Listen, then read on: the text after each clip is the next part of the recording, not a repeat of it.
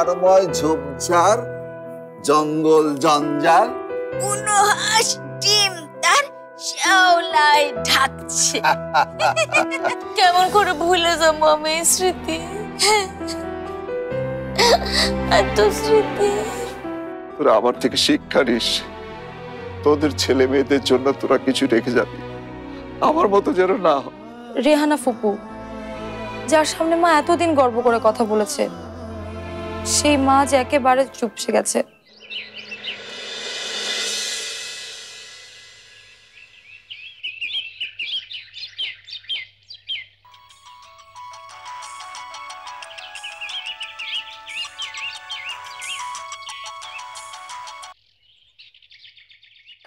আরে আর ফোন ধরতে তো দেরি করো কেন বুঝলো মিয়া?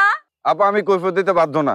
ও মায়া মায়া, এখন তেরা তেরা কথা কোন তো চিকলা বুঝলো মিয়া? কি হয়েছে আপা, কোনো সমস্যা? নাজমারে দাও।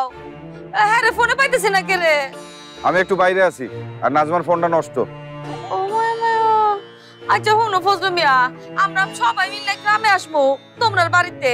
আসলে আসবেন, এতে কান্নাকাটি করার কি আছে? এটা তো খুশির খবর। আমরা একবারে চলে আসো, আমরা লেগে একটু ব্যবস্থা করো ফজলু মিয়া। হ্যাঁ কেন, কি হয়েছে? আচ্ছা এত কথা আনো কইতে পারবো না, তুমি আমরা লেগে রুম ঠিক করো। এত রুম তো খালি নাই। কি বললা তুমি? রুম খালি নাই? আপা জানেনই তো আমার অবস্থা ভালো না, বাচ্চা কাচ্চা বড় হইছে, ওকে সবার জন্য আলাদা আলাদা রুম দেওয়া লাগে। আমি এত জায়গা কই পাবো? আচ্ছা কথায় আছে না, আতি জন কাটাত পরে তখন মশাও লাত্তি মারে।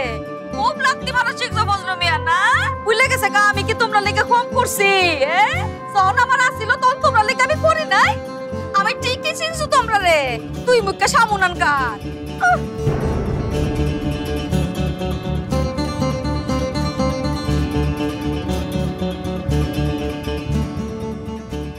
বেইমানের ঘরে বেইমান, আমি কি তোর লেগে কম করছি?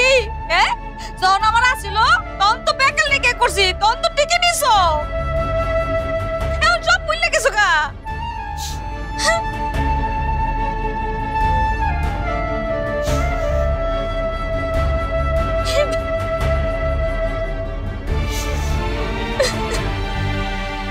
কান্না থামলে চলো খেয়ে আসি, খিদে লেগেছে। খুব মাছ দিতেছো না? খিদা লাগছে, তুমি গিয়া খাও গা। আমার কাউনে মুখ দিয়া গলার নামতো না।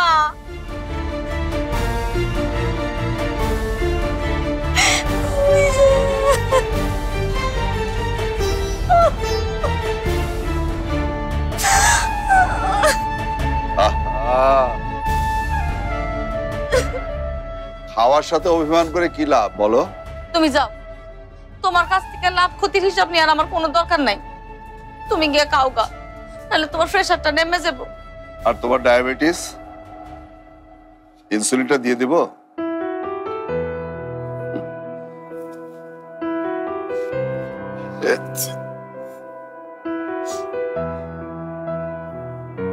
দেখো সালমা বেগম, গত 25 বছরে আমরা অনেক বিপদের মুখোমুখি হয়েছি। বেটিকে জন্ম দিতে গিয়ে তুমি তো প্রায় মারাই গিয়েছে। কেয়া হলো এই এতটুকু। ডাক্তার তো বলেই দিলেন যে ও বাঁচবে না। তারপর বাড়িতে একটা চুরি হলো, অনেক বড় চুরি। 4-5 বছরের সংসারে যা জমিয়েছিলাম সব গেল। এসব বিপদ কি আমরা দুজনে মিলে মোকাবেলা করিনি?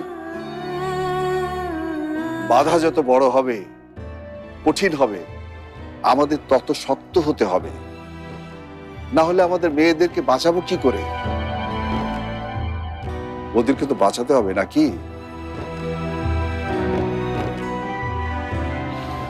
চলো। তুমি কি লাখ লাখ মাথা খাইছো নাকি? চলো।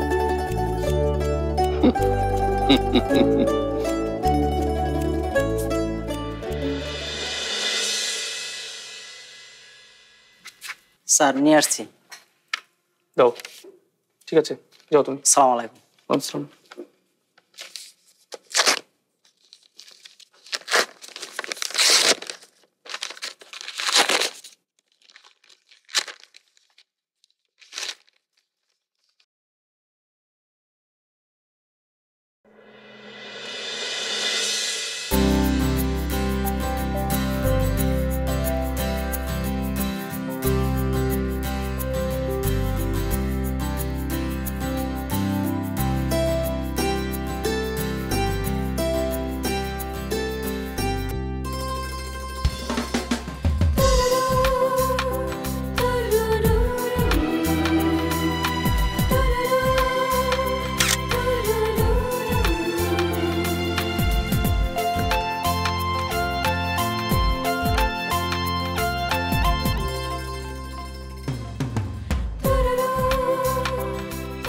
এবার চোখের সামনেই রাখলাম তোমাকে, ফাঁকি দেওয়ার আর কোনো উপায় নেই।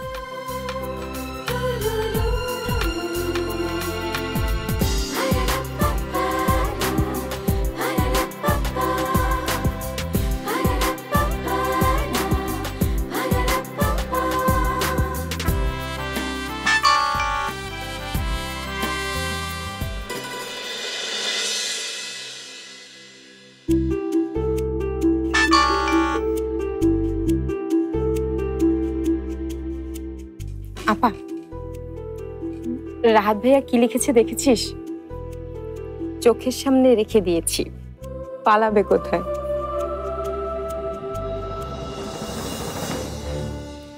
বড় পা, একবার একটু রাহাত ভাইয়ের সাথে কথা বল না। কিছু তো একটা বল। রাহাত ভাইয়া কিন্তু দেখে ফেলেছে তুই সিন করেছিস, দেখেছিস এটা? কিছু না বললে রাহাত ভাইয়া কিন্তু কিছু মনে করবেন। যা ইচ্ছে মনে করুক, আমি এখন কিছু বলতে পারবো না।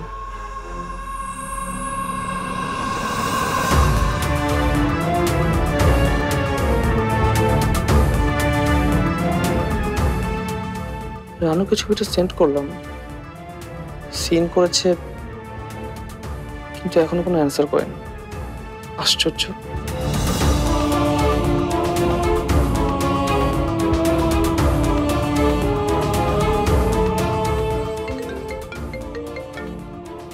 আপা, রাহাত ভাইয়ের ফোন। তাহলে কিন্তু আমি জানিয়ে দিচ্ছি। হ্যালো রাহাত ভাইয়া, বড় আপা কথা বলতে চাইছে না।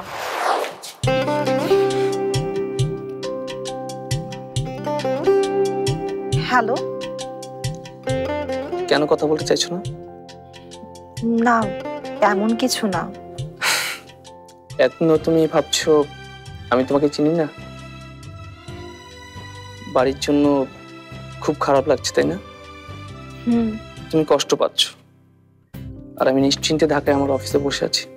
হ্যাঁ, বসে থাকবেন। এখানে এসেও বা কি করবেন? আপনার তো এখানে কোনো কাজ নেই। টেবিলে প্রেমিকার ছবি রাখলে অফিসের লোকজন হ্যাংলা বলবে না? কান খুলে শুনে রাখো রানু, তুমি আমার প্রেমিকা না, হবু বউ। টেবিলে তোমার ছবি দেখে কে আমাকে কি বললো তাতে আমার কিচ্ছু যায় আসে না। আমাদের সবকিছু গোছাতে হবে। কাল পরশুর মধ্যে হয়তো ভাড়া বাসায় উঠবো। এখন রাখি।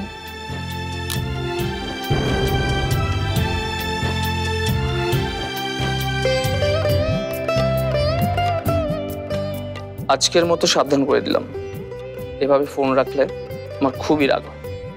Be careful.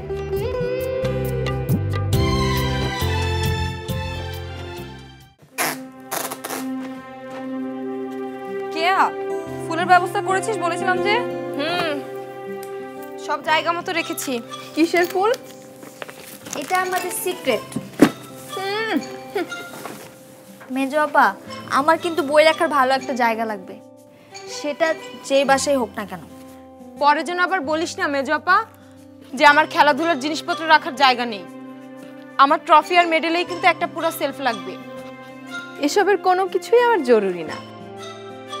আমার লাগবে দেয়াল ভর্তি পোস্টার, যেখানে থাকবে দেশ বিদেশের নায়ক। আর কি লাগবে বল? ওয়াসিম। ওনার না আজকে আমাদের বাড়িতে আসার কথা। বাড়ির ঝামেলায় পড়ে সব ভুলেই গেছি আমি। ইস, এখন যদি উনি চলে আসে, নাকি ওনাকে একটা রেস্টুরেন্টে আসতে বলবো? আজকে অনেক কাজ বাড়িতে, যাওয়া যাবে না। এমন কি কাজ যে তোরা ৩-৪ জন মিলে করতে পারবি না মেজো আপা? আচ্ছা ঠিক আছে, আমি বড় আপাকে ডেকে দিচ্ছি দরকার হলে। রানু অপর মনটা ভালো নেই, দেখিসনি? হ্যাঁ, রাহাত ভাইয়ের ফোনও ধরছিল না সেই সময়। আমি এত কিছু জানি না, আমাকে যেতেই হবে। আমি এক্ষুনি ফোন দিচ্ছি। আমাদের 4 বোনকে কি কথা দিয়েছিলি ভুলে গেছিস? তুই ভুলে গেছিস আপা? ওয়াসিমকে নিয়ে কি বলেছিলি আমাকে? বলেছিলি আমার আর ওয়াসিমের মাঝখানে কখনো আসবি না তুই।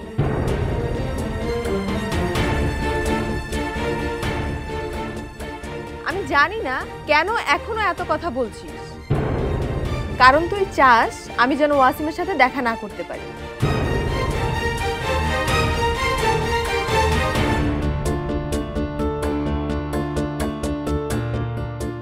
কোথায় আছেন? কি আমাদের বাসার সামনে?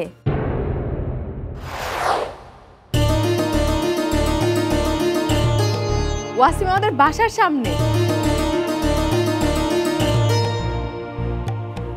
সাবধান, এই বাড়ি নিয়ে কেউ কোনো কথা না বলিস।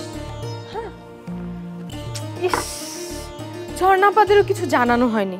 আমার কাপড় চোপড়ের কি অবস্থা, যাই চেঞ্জ করে আসি।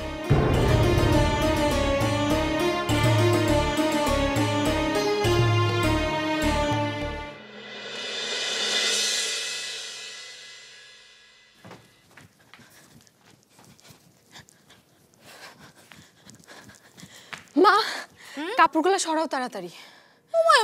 এই বাড়িতে কি ভিজা কাপড় মেলো পারুম না? না মা, মেহমান আসবে। ওয়াসিম ভাই, আপনি আমাদের বাড়িতে এসেছেন? আমার তো বিশ্বাসই হচ্ছে না। আসেন আসেন, আসার আগে একবার ফোন করবেন না? না, আমি তো বাড়ি চিনিয়ে গিয়েছি, আর ফোন কেন দেব? আচ্ছা বাবা, এই যে বসো। আসসালাম। ওয়ালাইকুম ওয়ালাইকুম। উনি এটাতে বসবেন?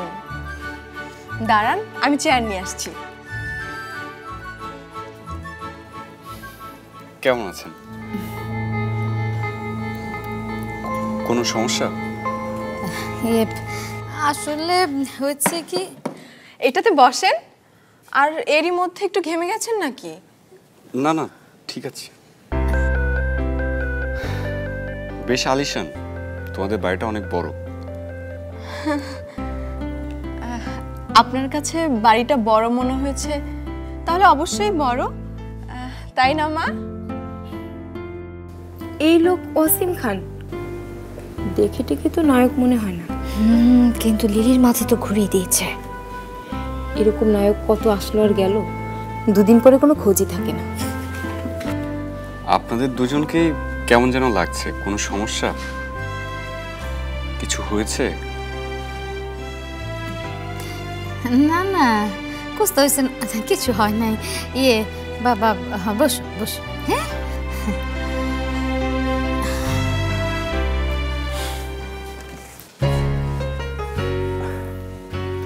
আমি এসে আবার তোমাদের ঝামেলায় ফেললাম না তো?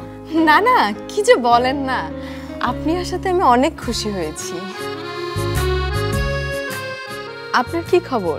কতদিন আছেন এখানে? 1 মাস আছি। ও বাবা, এতদিন! এ সময়ের মধ্যে তো আপনি বিয়েটিও করে ফেলতে পারবেন এখানে। না, সেটা না পারলেও প্রেমটা তো করা যাবে নাকি? মেয়ে খুঁজে পেয়েছেন? আলো কেয়া, এত কাজ রেখে তোরা এখানে কি করছিস?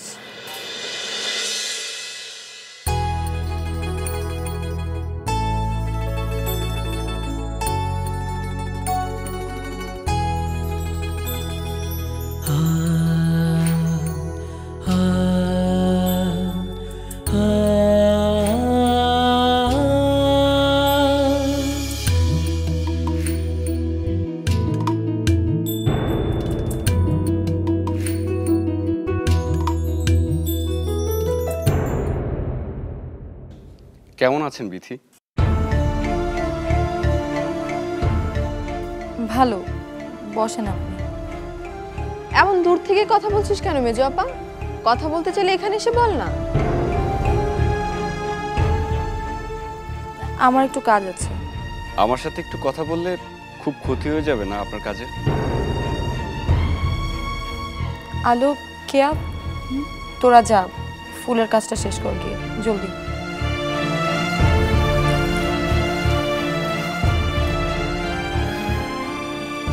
আসার পর থেকে আপনাকেই খুঁজছিলাম। তাই নাকি? আপনাকে বোধহয় মেজো আপাই দাওয়াত করেছিল আসতে।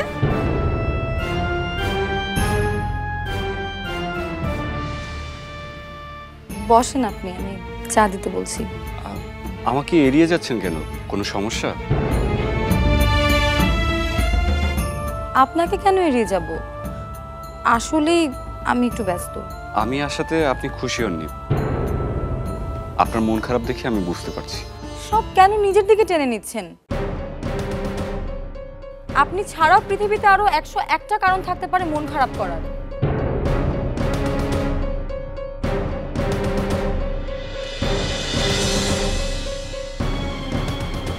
বিথিকে কি তাহলে ফরদ ভাই সবকিছু বলে দিল? মেজো আপা ছাড়াও আরো মানুষ আছে এই বাড়িতে, তাদের কথা একটু ভাবুন। আর কি আছে? কার কথা বলছো? কারো কথা বলছি না। আচ্ছা এই যে ওয়াসিম বাবাজি, এই এই বিস্কুটটা চাটা খাও। আলিলি একটু এদিকে তো শোন। হাই রেহানা আবার ঝর্ণা হেরা কই? হেরার তো কোনো সারা শব্দ পাইতেছি না। আমি তো জানি না, ওরা আজকে বলেছিল সবাই মিলে নাকি বের হবে। ওরা আবার বাইরে কোন আনা যাব? মনে হয় হেরার বাড়িতে গেছে না রে। বললাম তো আমি জানি না। এই হেরা ফেরত শুনে না গে, ওয়াসিম রে বিদায় কর, নাহলে রেহানা পাবার আয়াজ কি না কি করবো, সবচেয়ে বড় অপমান তুই হবি তখন। আমার অপমান খাওয়ার জন্য বাইরের লোক লাগবে না, মেজো আপাই যথেষ্ট। হ্যাঁ এবার কি করছে? একটু আগে এসে অপমান করে গেল আমাকে। কি করছে?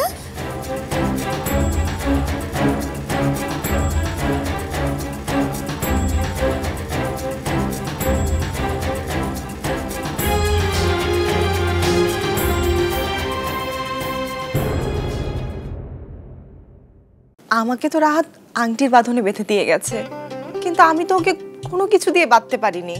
মনের সাথে মনের যে বাঁধন, তা কি আর অন্য কিছুতে হয়? তুই রাহাত ভাইকে মনের বাঁধনে বেঁধেছিস। এই ব্যাগের ভিতর তোর সব জিনিসপত্র দেয়া আছে। এখান থেকে সোজা বেরিয়ে চলে যাবি তুই। টানেও তাকাবি না, বায়েও তাকাবি না, তাহলে তোর বেঁচে থাকাটা আমি একদম অসম্ভব করে ছেড়ে দেব। সেজন্য আমার যা খুশি হতে পারে তাতে আমার কিচ্ছু আসে যায় না। আপনি আর কোনোদিন আমার সাথে কথা বলেন আর না বলেন, আমি চাই ফরহাদের মতো মুখোশধারীর কাছ থেকে আপনি আপনার নিজেকে নিরাপদে রাখবেন।